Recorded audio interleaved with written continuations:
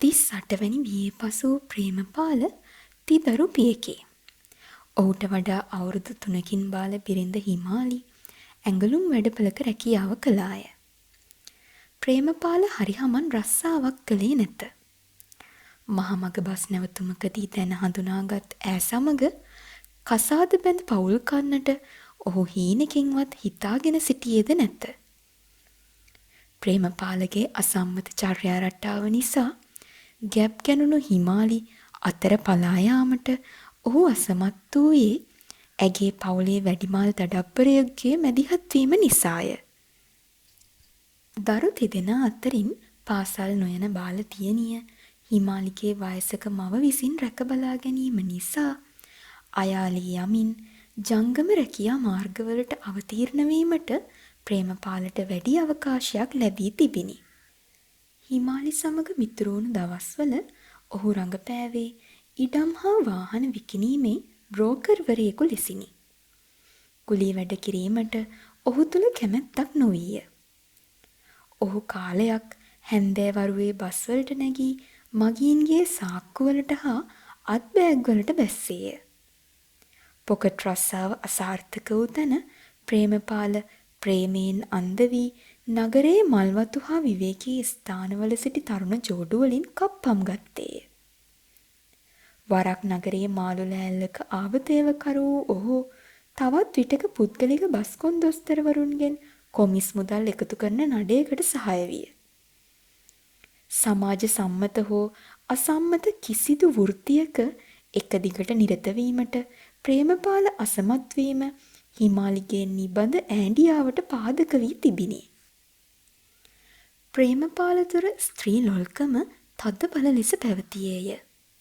මහමග හමුවන අවිවාහක තරුණියක් රවටා විවාහය දක්වා දුර ගමන් යාමට බොරු පොරොන්දු දී ඇගේ රන්බඩු මුදල් වංචනිකව ලබා ගැනීමට ඔහුට තිබුණේ පුදුම හැකියාවකි.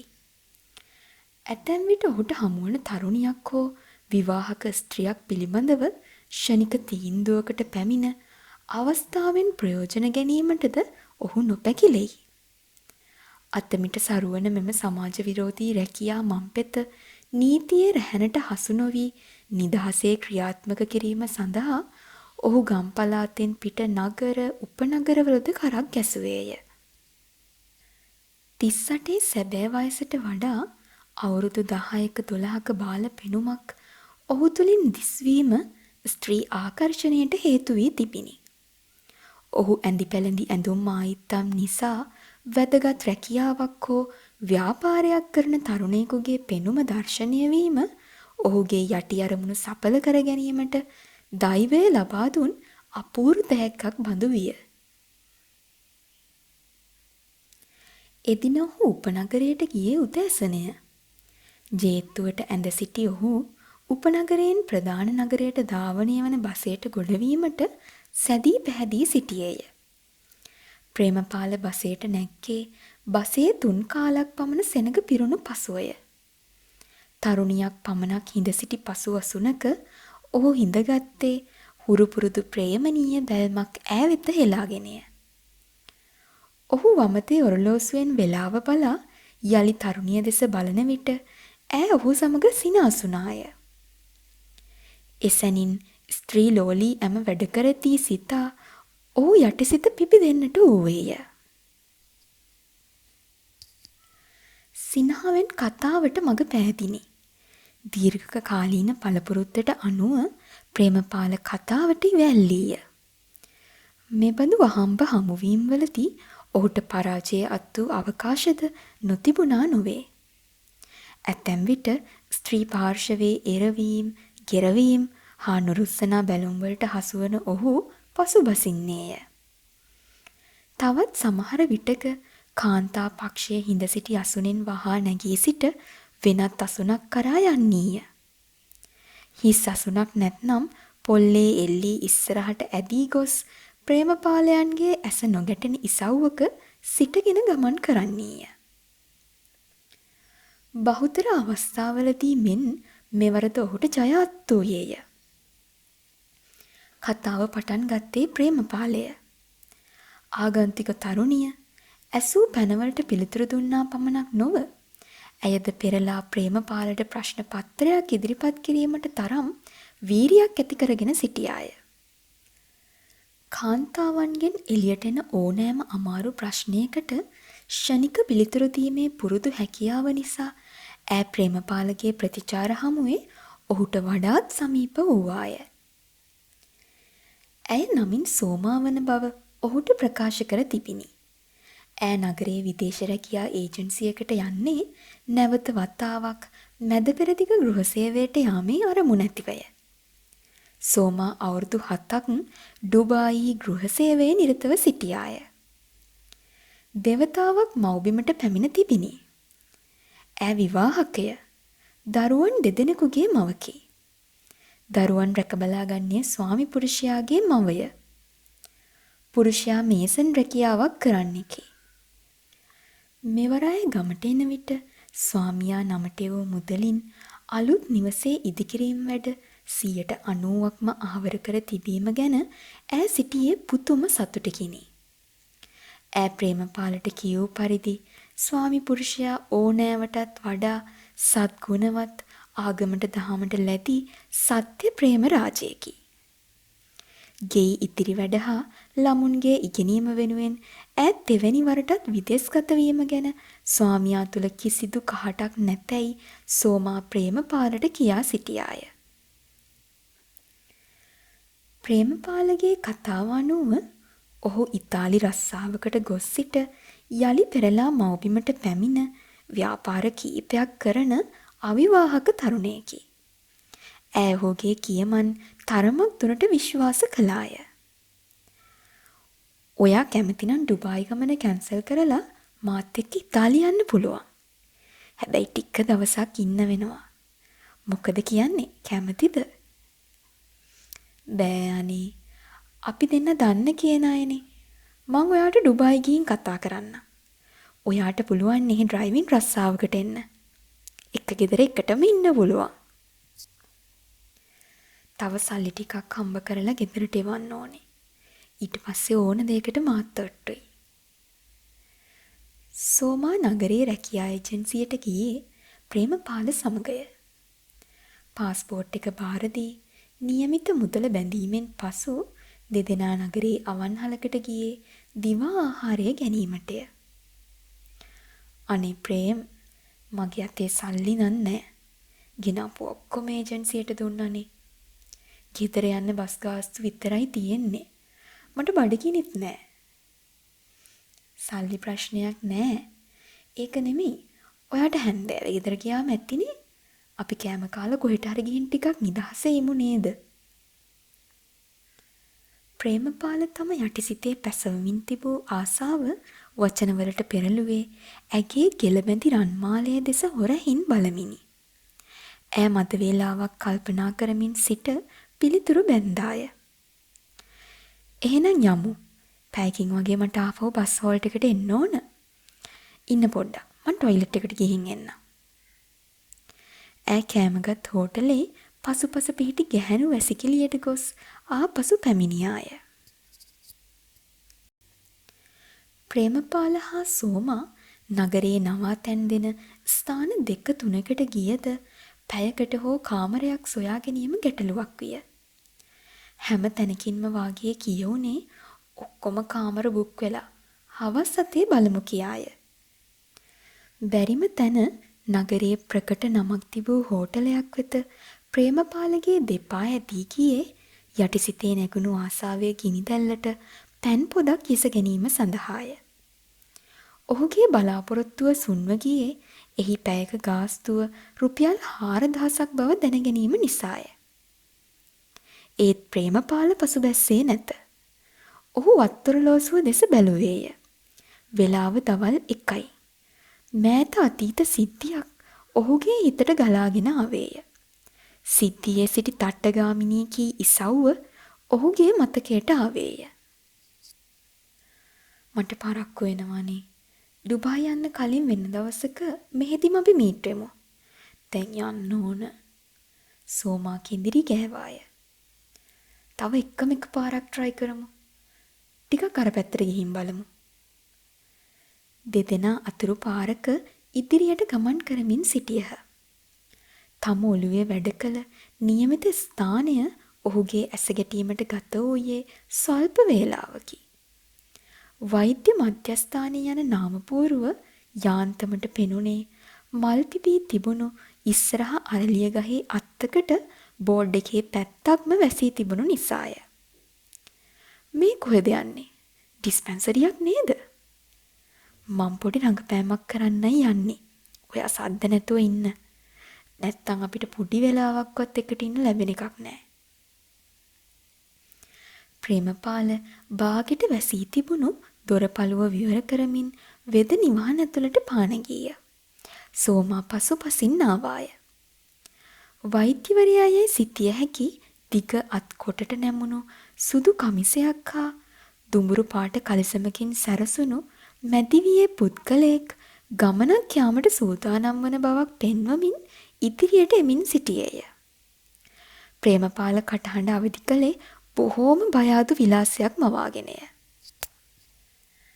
අපි වැඩ වගේකට ටවුමට ආවා. පයින් ඇවිදලම මගේ ඇඟට පොඩි ක්ලාන්ත ගතියක් දැනුණා. චෙක් කරගන්නයි ආවේ. මට ප්‍රෙෂර් නම් නෑ. ඒත් පොඩි කැරකිල්ලක් වගේ දැනෙනවා.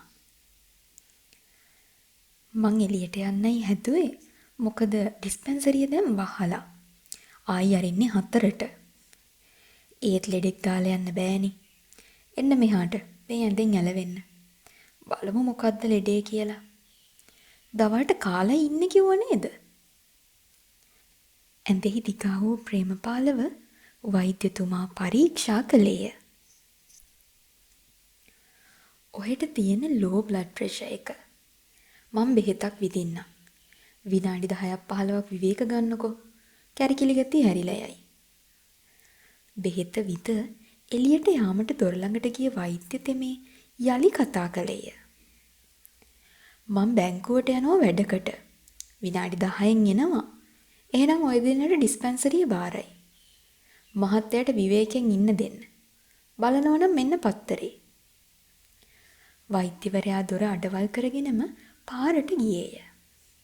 ඔහු ගිය සැනින් ඇඳෙන් නැගිටගත් ප්‍රේමපාල හෙමිහිට දොර ඇරගෙන එළියට ගියේය. වෛද්‍යතුමා පාර පැන නගරයේ දෙසට යන හැටි දුටු ඔහු යලි ඇතුලෙන් දොර වහගෙනම රෝගී ඇඳ වෙත පියමැන්නේය.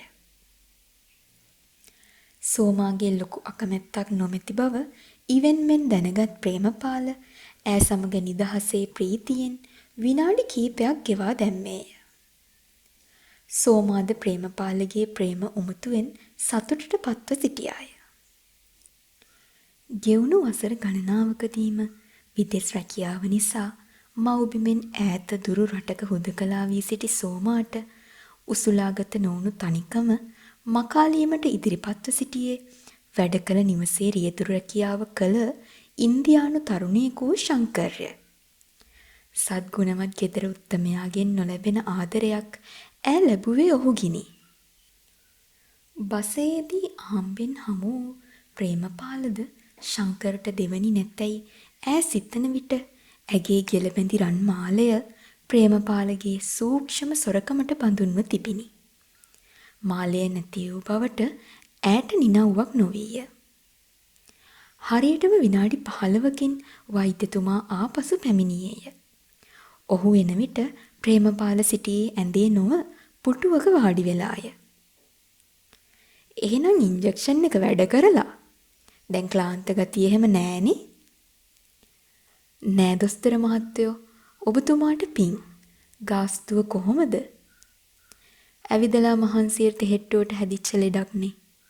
මහ ලොකු රෝගයක් නෙමේනේ. ඔන්න ඔහෙ 500ක් දීලා යන්න. ප්‍රේමපාලට තම මිතුරාගේ මෑත අතීත කතාව සිහිපත් වී මුවගට සිනා රැල්ලක් නැගුණේය. ඔහු 500 නෝට්ටුවක් වෛද්‍යවරයා අතෙහි තබා සෝමා සමග දොරටුවෙන් එළියට ආවේ දොස්තර මහත්තයා නම් දෙයියෙක් යයි තමාටම කියාගෙනය. අමතක වූ දෙයක් ආපසු ගැනීමට මතක් වූවක් මෙන් හිටි හැටියේ ප්‍රේමපාල යලි වෛද්‍ය කාමරයට ගියේය. ඔහුගේ ගතට මෙන්ම සිතටද දැනී තිබූ තෘප්තිය වැඩිකමටද ඔහු වෛද්‍යවරයාට ඇත්ත කතාව කියා බලෙන්ම වාගේ තවත් රුපියල් 500 නෝට්ටුවක් වෛද්‍යතුමාගේ සුදු කමිස සාක්කුවට එබුවේය. බොරු අකමැත්තක් පෙන්නමින් එය සාක්කුවේ යටටම එබූ වෛද්‍යවරයාගේ මුවින් පිට වූයේ අපූරු උත්තරයකි. ඔහෙට ලෙඩක් නැති විත්තිය මට තේරුණා. ඒකයි මං ඇල් වතුර විද්දේ. මේ වගේ වෙලාවල් වලට මෙහෙට එන්නේ ඔහෙලා වගේ ලෙඩ්ඩු තමයි. ගිහින් ආයෙ ලෙඩක් හදාගෙන එන්නකෝ. ප්‍රේමපාල සහ සෝමා ඩිස්පෙන්සරියෙන් පිට වී අතුරු පාර දිගේ ගියේ ප්‍රධාන පාරට යන්නට බලාගෙනය. එක පාරටම පිටුපසින් පැමිණි ආගන්තුක තරුණයෙකු ජෝඩුවට සමගාමීව ගමන් කරමින් අමුතු උපදේශයක් ලබා දුන්නේය. මං දැක්කව දෙන ඩිස්පෙන්සරියෙන් එළියට එනවා. වැදගත් දෙන්නෙක් කියලා හිතලයි මෙහෙම කියන්නේ. ඔතන ඉන්නේ හොර වෙදෙක්. වෙදකම් කරන්නේ ඔය මිනිහා හොර මෙඩිකල් දෙනවා.